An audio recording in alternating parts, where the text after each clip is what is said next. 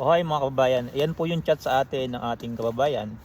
Ang chat niya dyan is, buti ka pa Kuya Mike, nadala mo na yung pamilya mo dyan sa Finland. Yung asawa ko po kasi ayaw kaming dalhin dyan dahil ang dahilan niya mataas ang cost of living. Una po sa lahat, totoo naman po yung sinasabi yung partner, mataas ang cost of living dito. Lalong-lalo na po kung dala niyo yung pamilya niyo rito at isa lang ang kanyang trabaho. Maganda po niyan pag-usapan niyo po muna kung ano yung plano niyo, kasi mahirap naman pong isugal yung pamumuhay niyo rito, lalong-lalo na sa kanya na nga po nanggaling mataas ang cost of living.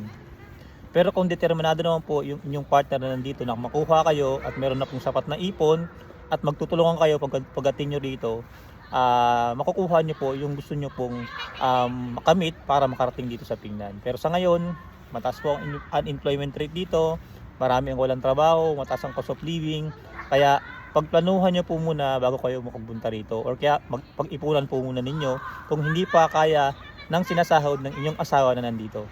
Yun lang po yung advice ni Kuya Mike para sa inyo, para magkaroon po kayo ng smooth or kaya planadong pagpunta rito sa Finland. Yun lang po, salamat.